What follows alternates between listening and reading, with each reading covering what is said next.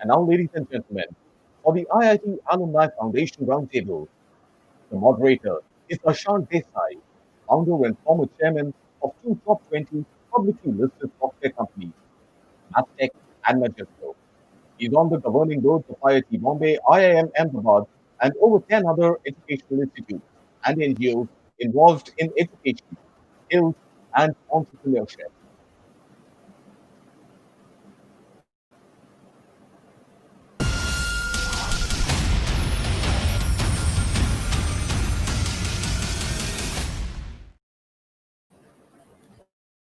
Evening. Good evening to all of you here who have come here to attend Converging Samaj Sarkar Bazaar Pan IIT event, e-conclave. As you might already have attended our inaugural session and you know the general theme, but I just want to repeat for those who might have joined just now.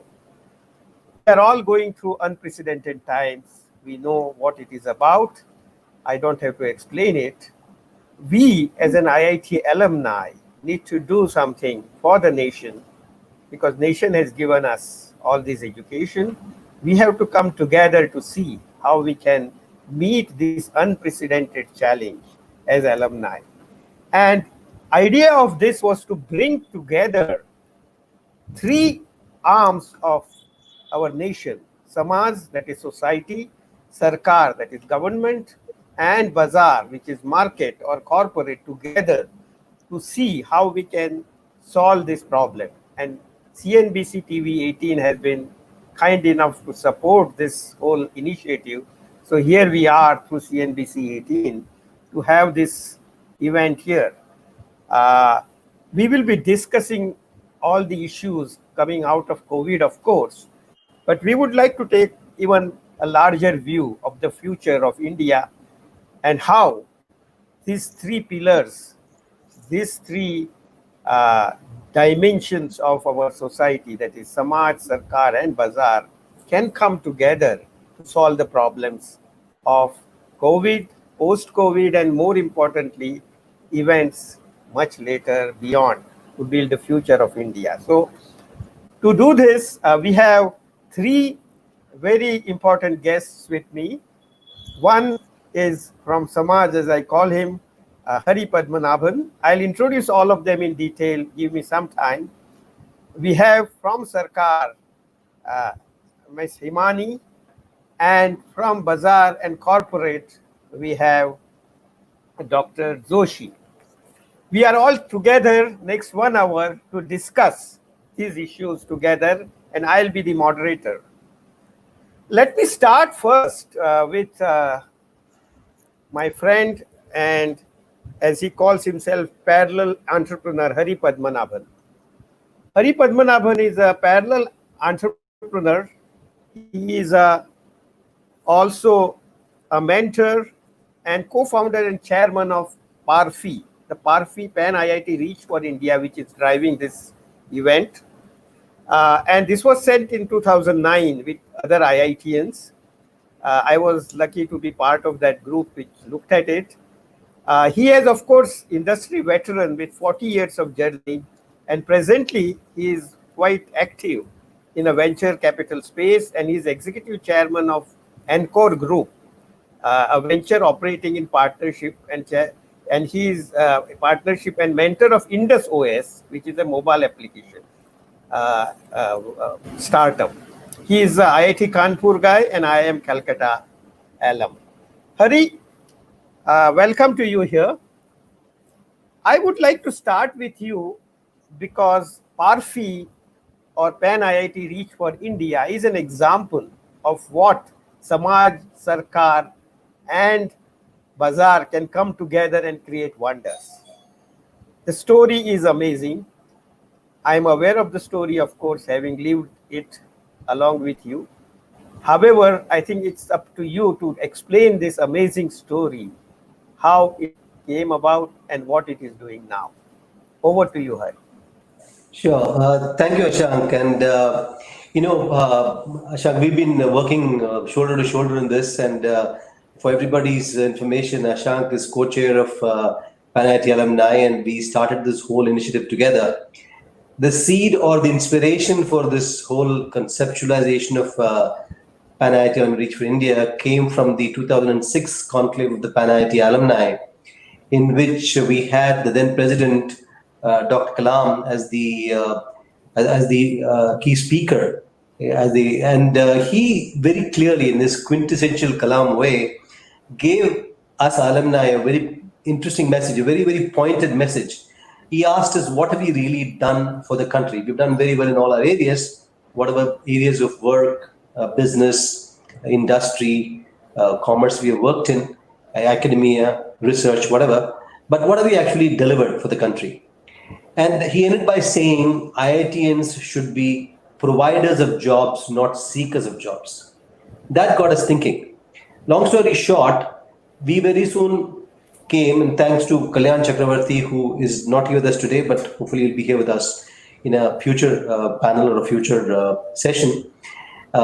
He and we all three of us worked together, and he put together this whole model where we can bring in various stakeholders in a collaborative environment. And the idea was to, we wrote down 10 assumptions at that point about how we go about it and all the rest of it. It's a different story that we had to just tear that up after 6 months of getting started, because none of we had to find the realities and actually going into the field and engaging with the field. It's typical startup, pivoting and going forward. But after that phase was over, in sometime in 2010-11, we landed in Jharkhand. And that changed the entire scenario and put us on the path to where we are today. And I think this is important. As a basic model, we had clearly said that we should start with the end objective. We should start with jobs, not training and skilling for the sake of skilling, but skilling from the perspective of providing the underprivileged youth long-term employment, sustainable long-term employment. And that required us to first tie up with corporates, with business, with industry, the bazaar part, and get assured jobs on the table. We started with that.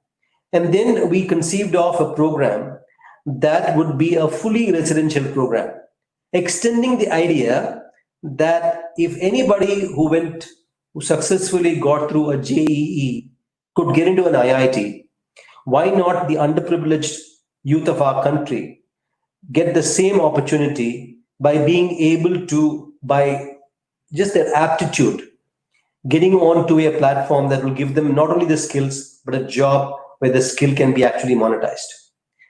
And so the program we put together was a loan-funded, job assured model, where someone whose economic situation would be such that she or he would not be able to access this type of a unique program, that doesn't come as a barrier. He gets started with a loan. So that was the program. And that's where the government and other institutions came in. This requires significant infrastructure. The government and in Jharkhand, they took the initiative, was giving us, opening up the infrastructure. First it had happened to be in Tamil Nadu, but Jharkhand is what gave us the structure.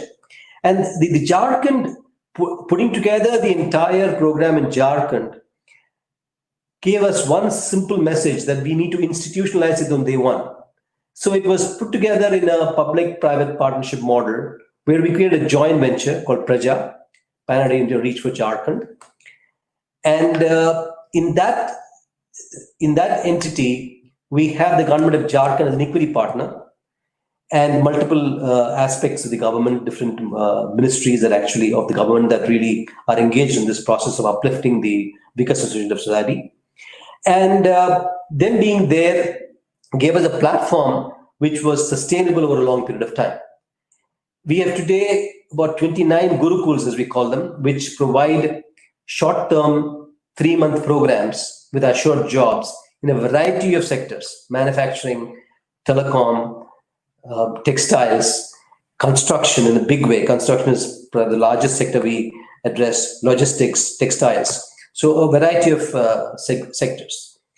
And that's one slew of the one segment of the work we do. Based on more of a pull from the government of Jharkhand, we also set up 2-year residential training programs called Kaushal colleges, where we started to focus on women. We have a 2-year A&M nursing training program, extremely successful, and Dr. Joshi is on panel, and he's our number one customer and the largest customer today for the offtake of those trained nurses.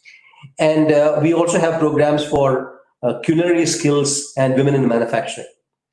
So the 2-tier set of programs have been set up. All of them are loan funded, job assured models, where a person knows at the time of joining what is the paycheck she or he will take home in the first month after the training is over.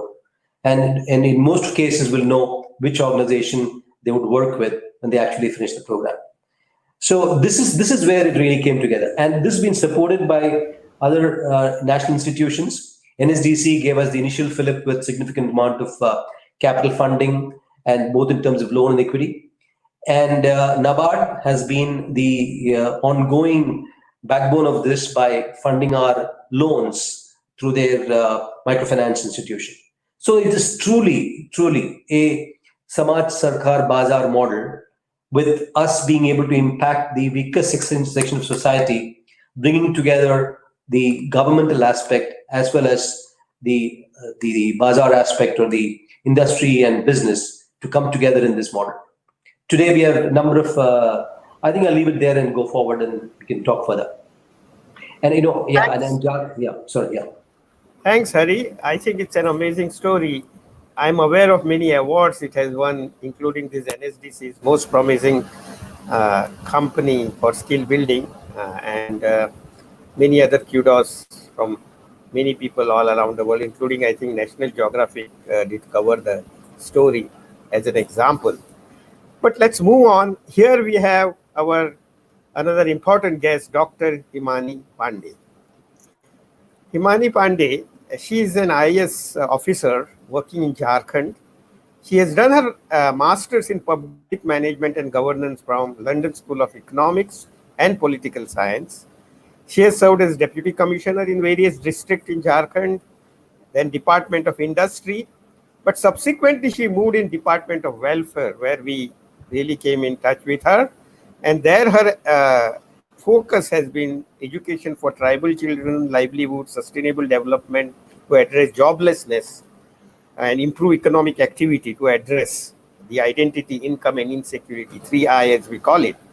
So the Praja is a joint venture of Government of Jharkhand and the PARFI, Pan IIT Reach for India, about which Hari just talked.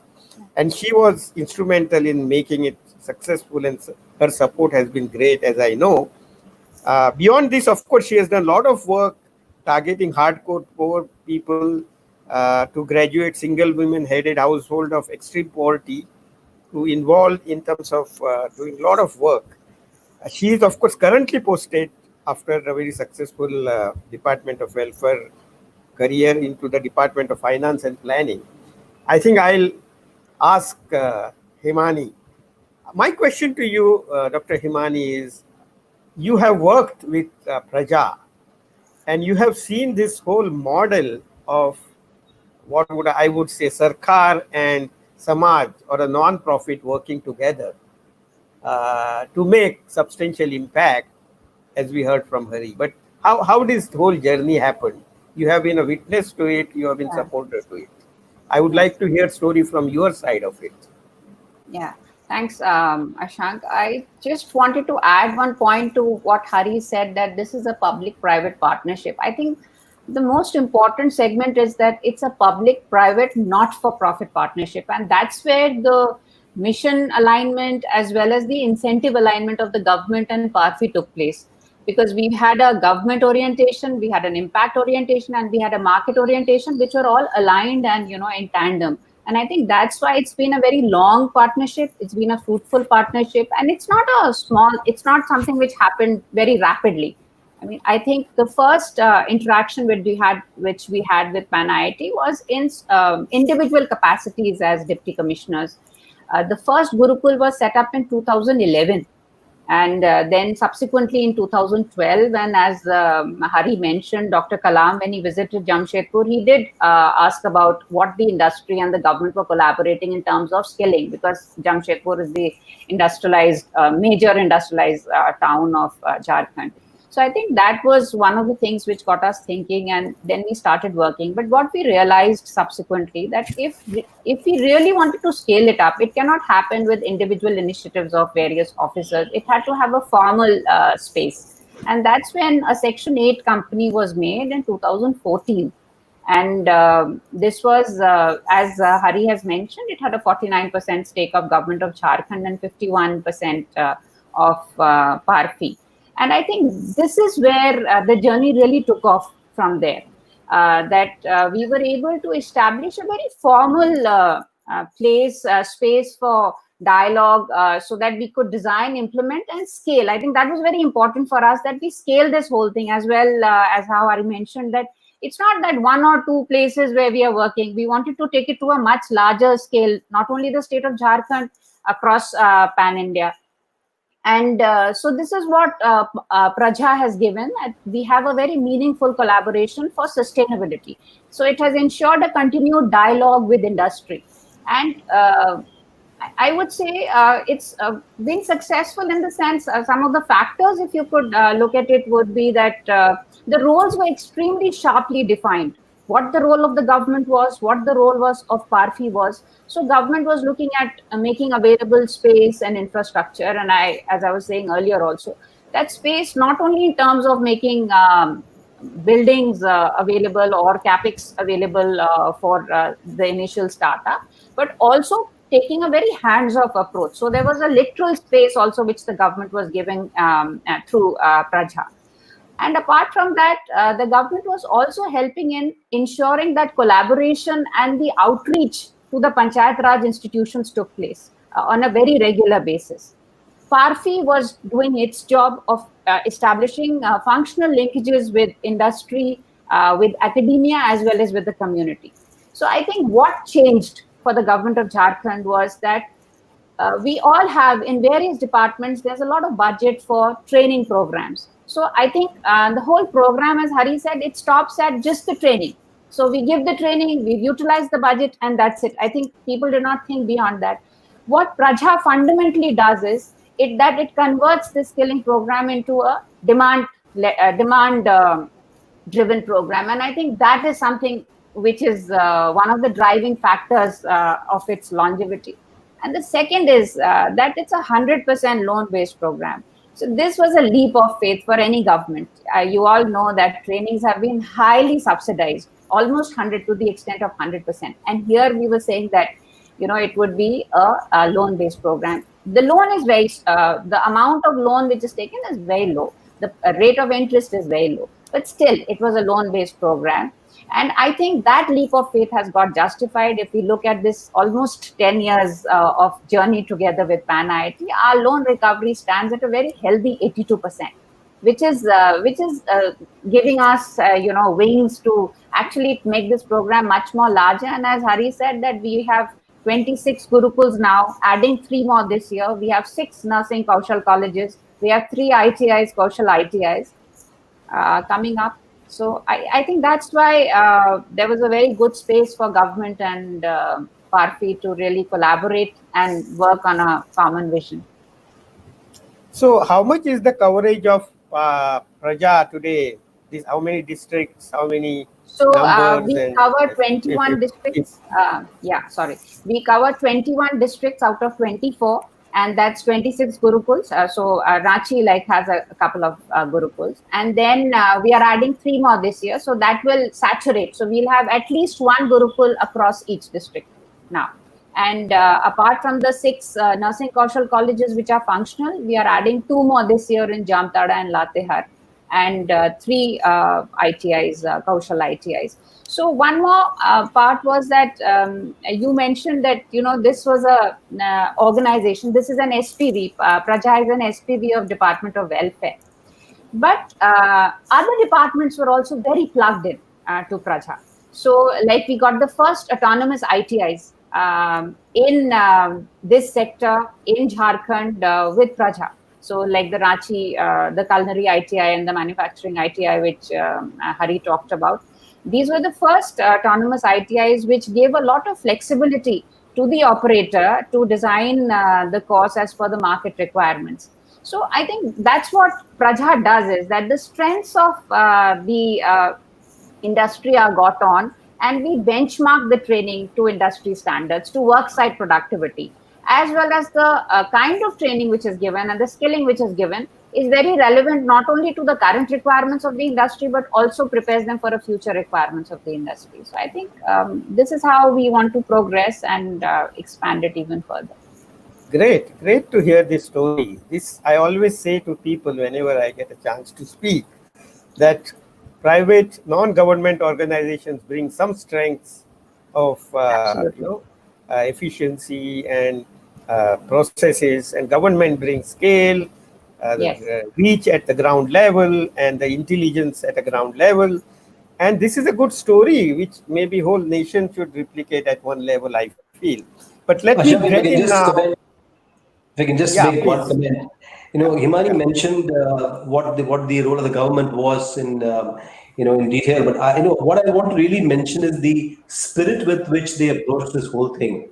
Honestly, prior to really getting into an equity type arrangement with them, and having them on the board, we had our usual apprehensions. The government is coming in. How much space will we have? Will they kind of, it is ultimately they can control practically every aspect. How much space will we have to really go about things in our own way? And it was really phenomenally eye-opening. Because when you say government, people see red, and I say red, I mean red tape, right? And it just didn't exist in the entire process. Quite the contrary, Himani herself used to review the progress of what is happening with her team, and then pull us up and say, "Hey, you said this would happen, 2 weeks ago. What's the status?"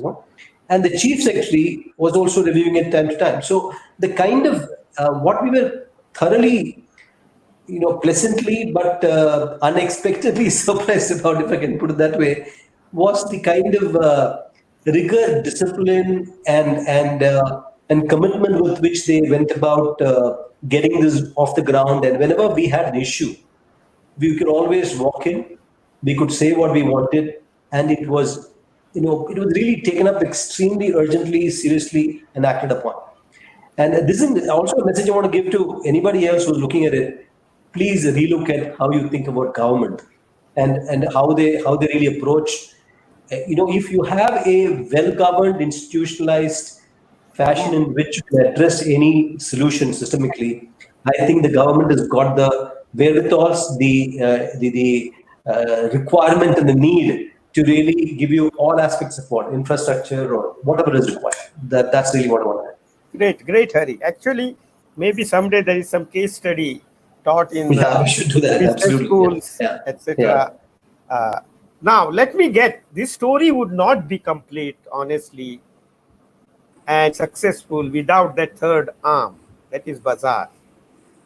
It is only successful because Bazaar thought it made a difference to them. And Bazaar here means our customer, it is corporate sector, the people who, companies who absorb this training. So here we have Dr. Mahesh Joshi, CEO of Apollo Home Healthcare. Dr. Joshi is a business leader, innovator, and currently he is leading Apollo Home Healthcare as the CEO. He is a pioneer in emergency medicine specialist in the country and executive co-chairman of Society for Emergency Medicine.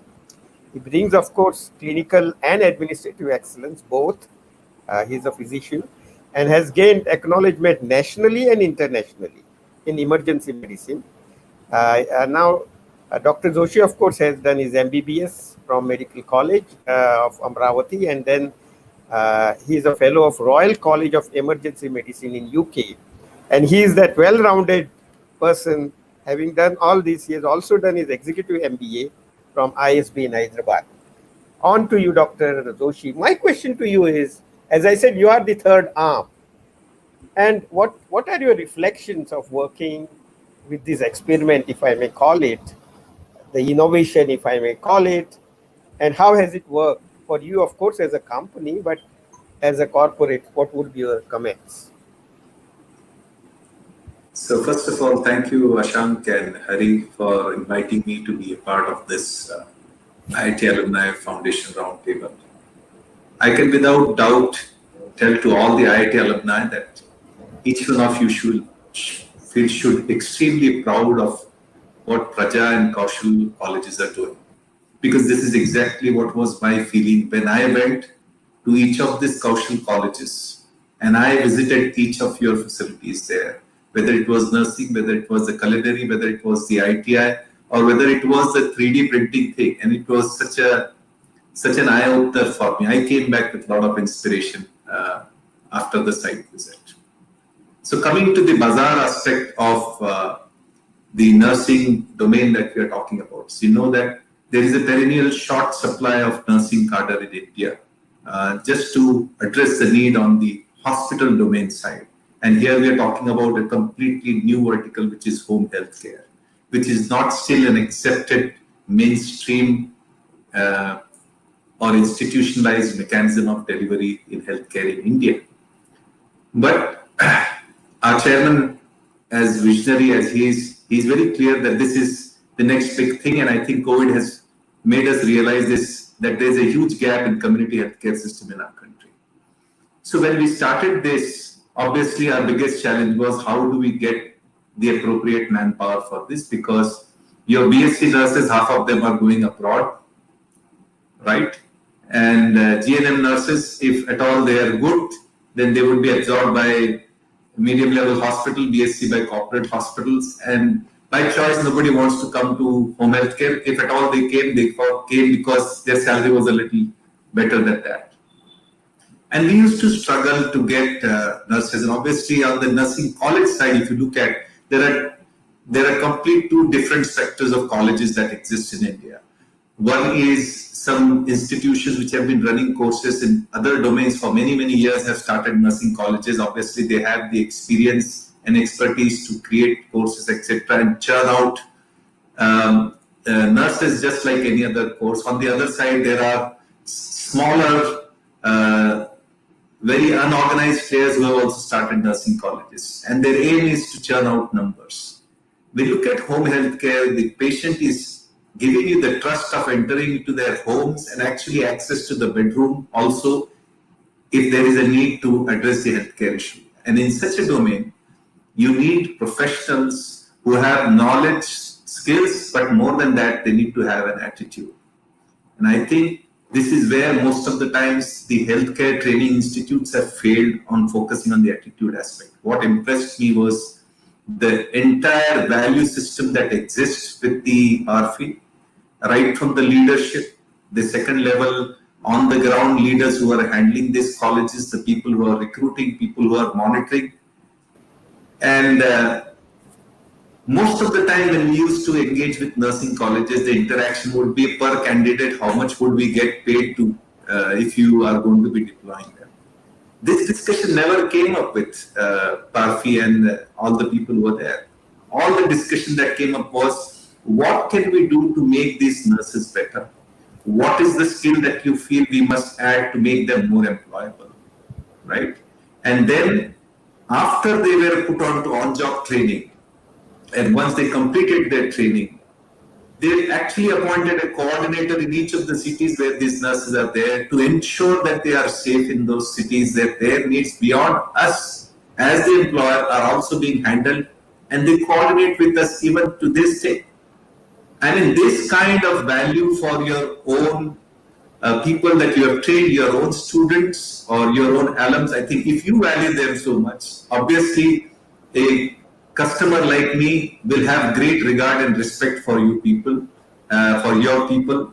And then when you go out in the market, the patients and their families also start treating them with respect and dignity. And it is such a gratifying thought to see these girls from interiors of Jharkhand who probably would not have spoken a sentence of English, would not have stepped into any of the metropolitan cities in their life. Today they are working in some of the top cities and also interacting with some of the most HNI families and also some of the lower middle income, and absolutely normal families where somebody is suffering and their cost of healthcare has come down because they are able to take care of that healthcare need at home. So big kudos to all of you for setting up exemplary institutions like this. Thanks, Dr. Joshi, for your kind words. I think will be a great inspiration to many of those who have made Parfi what it is today. There are more than 100 people working in Parfi, as I know. Let me quickly move now, given we have a time pressures. I have a lot of ground to cover, and time is running fast. Let me start again in a reverse order now. Dr. Joshi, COVID is an important part, and we started with it. What this Pan IIT as a group can do, and how the Praja Parfi combination is contributing towards it. Could you give a little bit a flavor of COVID and this nursing today, and what it means, and what kind of thing we could do, etc.? So if you look at our biggest challenge today, if we just reflect on COVID, right? We should have prevented 70% of the people who have mild symptoms or they are asymptomatic from reaching to hospital. And this would have been possible if we had an established home health care system within the country. And the existing infrastructure could have been completely used for moderate or severe affected COVID. So I think COVID is changed the paradigm, is going to change the paradigm of healthcare delivery. There is going to be a massive shift from institution or hospital-based healthcare right to the home with the comfort and convenience of the people and at a fraction of a cost. And just to share with all of you, pre-COVID, none of the health insurance companies were ready to reimburse home care. But in the last 2 weeks, there are 3 insurance companies who have agreed first for the COVID cover and have also agreed to cover the non-COVID related healthcare expenses. So I think this is a big news for the country. Home healthcare segment is going to grow significantly. And I think in the follow through of COVID, if I look at, there are 3 or 4 important areas that will need newer skills of people coming in. One would be, COVID testing. That's an important area.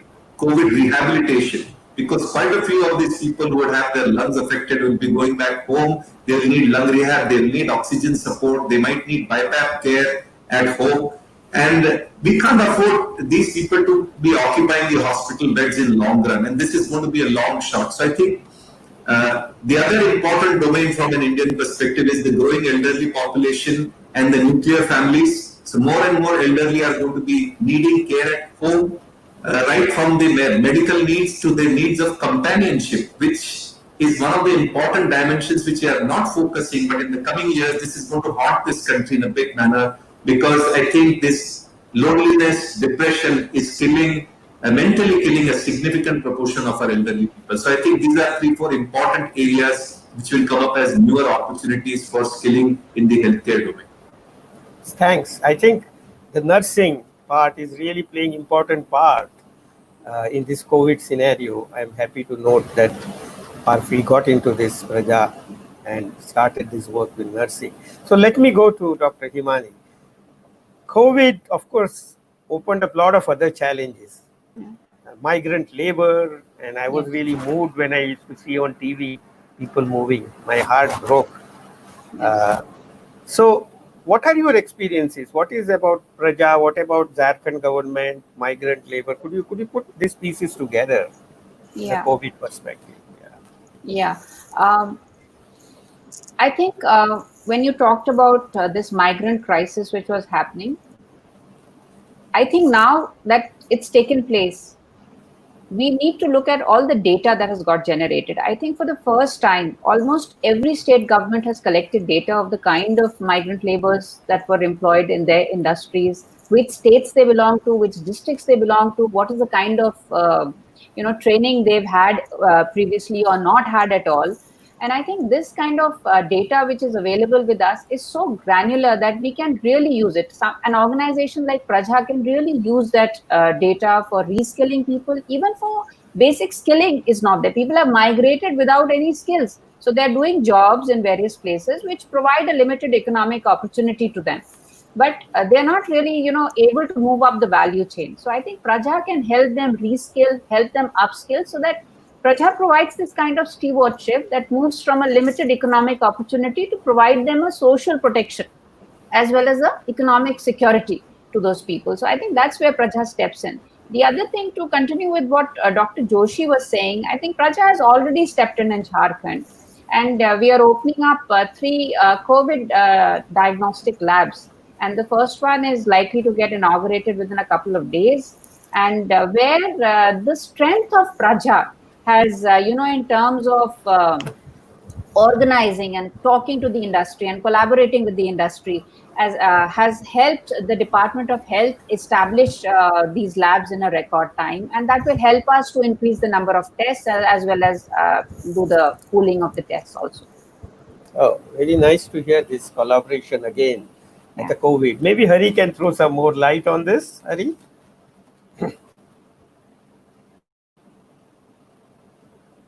On the migrant You are on the labor. mute. Am I okay now? Yeah, Audible? you are audible. Yeah. So I was saying that, you brought 2 aspects. One is migrant labor, the other is nursing.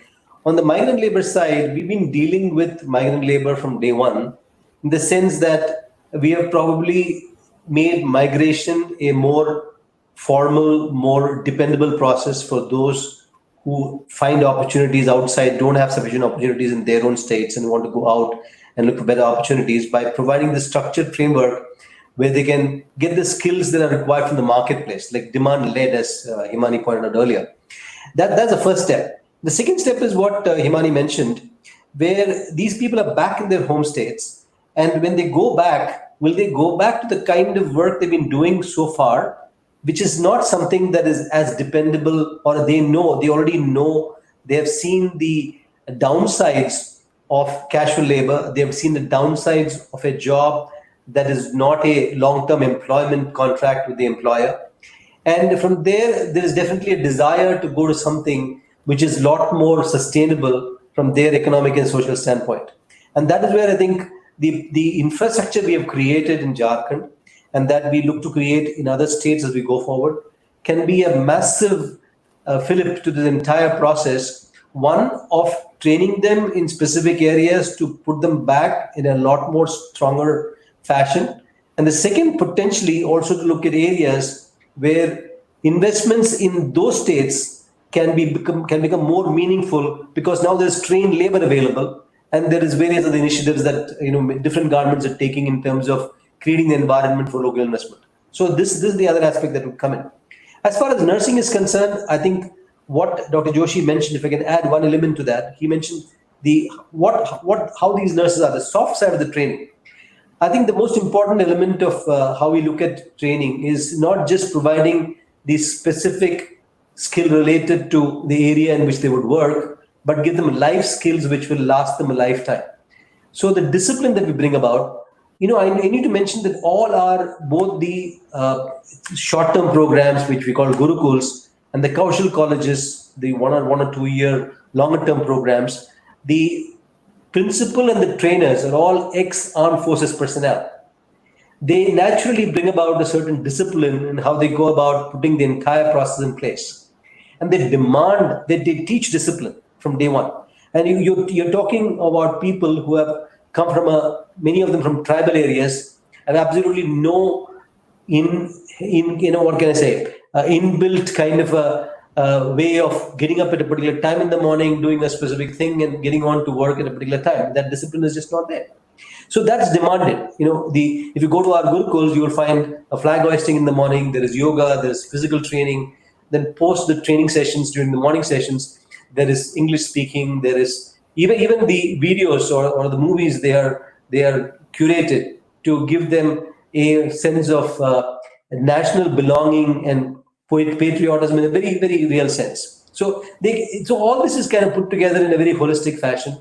And I always look at the way the dari and the bed in which they sleep, how it is rolled and kept in one straight line every morning before they go to work. Exactly how it will be in an army camp. And that's the kind of discipline in every element they bring about. And they provide all the services in the institution.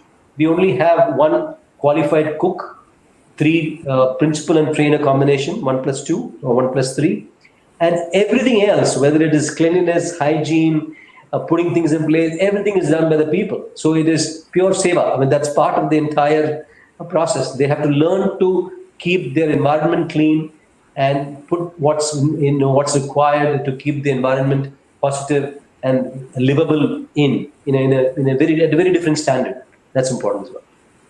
Great. I think I just want to.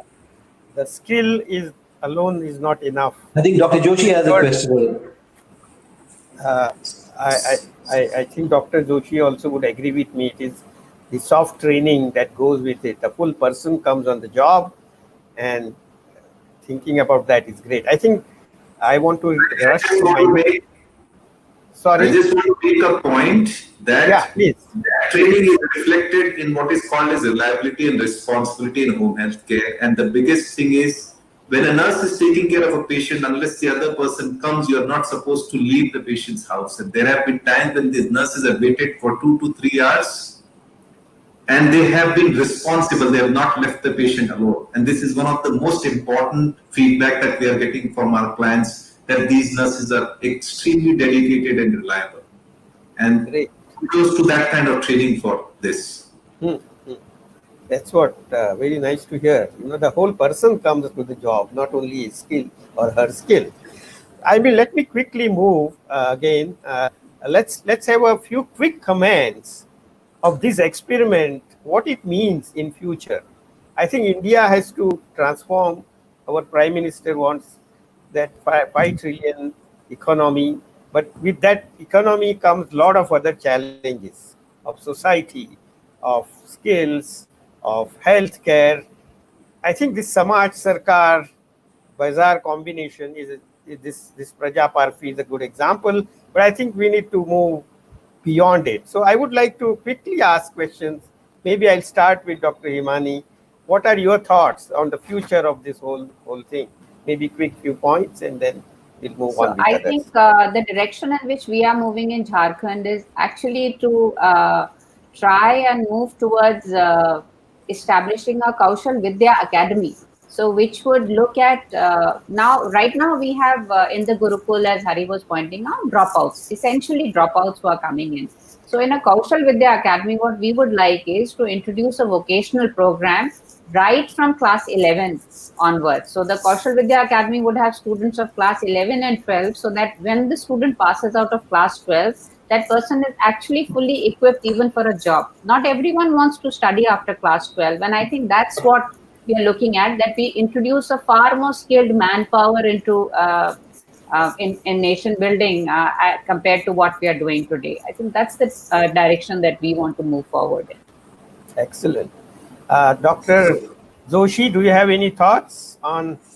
Ashank, I think there are 1 or 2 people waiting for questions, Ikra and Fulmani. Why don't we take will do that. I will do that. I think we have time still, so maybe I'll finish with you and then go to questions. If you can quickly talk. So I can only say that we need credible, reliable, committed, professional organizations to come up and to scale up things. And I think what you guys have demonstrated is a great example which can be done in partnership with the government. And if such partnerships are created in a transparent manner, I see no reason why the corporates or the other sector will not apply. In fact, they'll be more than happy to partner to take this forward. And I'm looking forward for a long haul and long journey together in this partnership to take this mission forward. Yeah. So I think we have a lot of questions to all of you. I don't know whether I can do justice, but there are people waiting on our video here. Can organizers get them online and they can ask questions?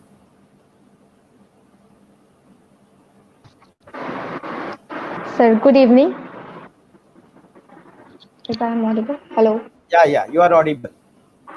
So good evening. I am Ikra Zabi and I am A&M trainee nurse working in Apollo Home Healthcare in New Delhi. Sir, I would like to ask a question to panel that how can we train ourselves to frontline community healthcare workforce for fighting against COVID-19? Yeah, maybe anyone can answer the questions. Any one of you. Well, If you're you okay. know, we really don't have a specific program focused on this particular aspect you're talking about. But our generic program, what we've seen, prepares the nurses for a broad level of engagements. And number of our nurses during this period in Jharkhand, even in those are in the second year, have been pulled into the kind of work that you're talking about, and that is really been a very big positive for them to be able to handle the pandemic in the state with a lot more alacrity and urgency. So in a fashion there is a preparation, but it's too early to talk about a very specific COVID related training program. Probably we should rush and do that very quickly, and this is something we will take back. Anyone else want to add something, or we'll move to the next question?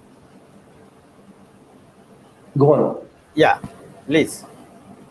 हाँ बताइए क्या question है आपका? Good evening, everyone. I am Fulmani Kumari.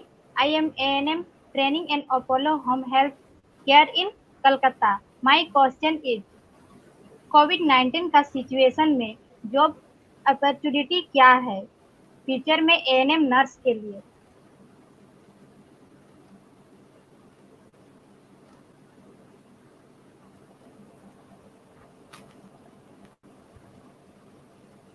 And reply to this question.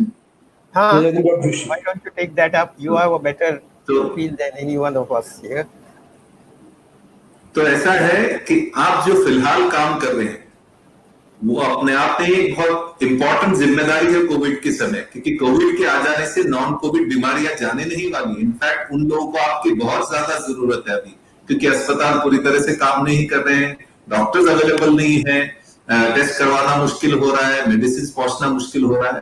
तो आप जो फिलहाल काम कर रहे हैं वो कोई काम कम नहीं है। दूसरी बात, एक बहुत इंपॉर्टेंट जिम्मेदारी आपकी, जो पेशेंट्स आपके हैं, जहां पर आप हैं, जिनके साथ हैं, उनको कोविड से बचाना इटसेल्फ, इसके लिए आपको ट्रेनिंग दिया गया है कि कैसे पर्सनल प्रोटेक्टिव इक्विपमेंट यूज करना है, कैसे इन्फेक्शन रिड्यूस करना है। तो ये अपने आप में एक तरह से इनडायरेक्टली आप कोविड की तरफ ही काम कर रहे हैं। कोविड स्पेसिफिक में बहुत सारी अपॉर्चुनिटीज रहती, जैसे मैंने पहले बताया आपको कि एक तो है कि आप एक कोविड रिहैब नर्स बन सकते हैं, specialist.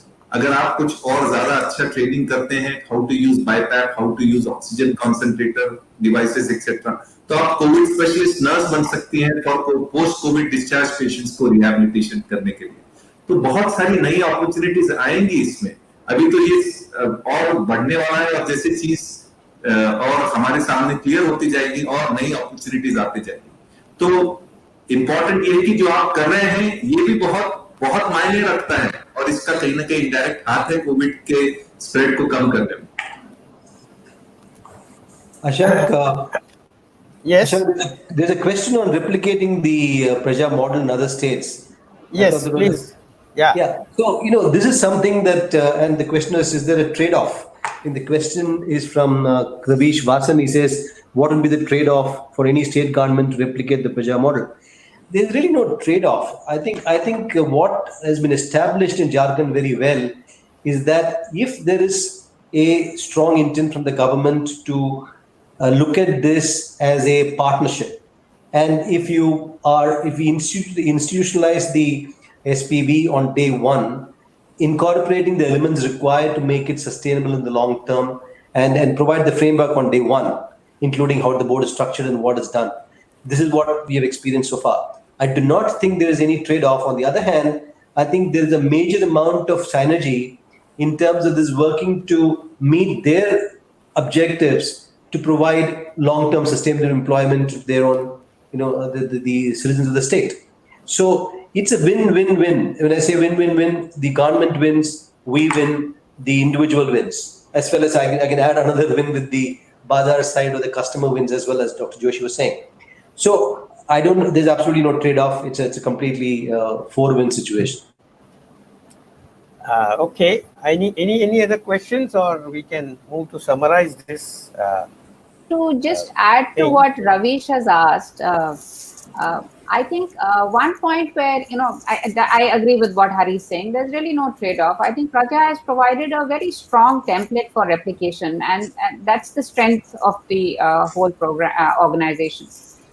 What it helps in terms of specific to government is that it also ensures a far more better targeting of skilling budgets, and probably reducing the envelope size, because you have too much of money present for this for scaling across various departments, which I think we can curtail and make a far more targeted intervention. And to add what Hari was saying, 70% of the trainees that we've trained so far under Praja are scheduled tribe youth. So I think that's a very important parameter, that we've really reached out to the very vulnerable and the very marginalized. And this, apart from this, we've also targeted the particularly vulnerable tribal groups, people who've never even stepped out of their districts, let alone step out of the state. So I think it's a win-win. I agree with what Hari is saying. Okay, great. I think time is running out. Let me, I am not going to attempt to summarize this whole interesting discussion, but I started, as I said, that if we have to succeed, if there is one thing we need to do well in our country, is to break the silos, to come together to solve the problems of the country. And that is what is about Samaj, Sarkar, and Bazaar. If we can come together, we can do miracles. We can change this nation much faster and move forward and achieve our vision much faster than even what others can think we can do. And let whole world watch us. And it's great to have Pan IITians here talking about it. That gives me still more pleasure as an IITian, but I think it can be done by anyone in this country. So this is an example of Sarkar, that is Jharkhand government, Samaj or society or societal organization, a non-profit organization like Praja, Parfi, and corporates, that is Bazaar, like Apollo Hospital and many others who are working with Praja and Parfi, to come together and show the world that we can make a difference and make a difference fast. I think we are long ahead this Pan IIT conclave. This is the first day. We are going to have day tomorrow. And again, we are going to talk about many of the aspects of this whole transformation that we need, the contribution we need to make as an IITians, and how we can work together as Sarkar, Samaj, and Bazaar over next 2 more weeks beyond this week. So I thank all of you here who have come to attend this, and beyond anything else, thank all of the participants here, starting of course with Dr. Yamani, Dr. Joshi, and Hari, to spend time with us on this platform, and CNBC, of course, to make it all happen. I think I'll stop here and wish you a good night to all of you. Thanks. Thank you. Thank you very much. Thank you. Thank you very much.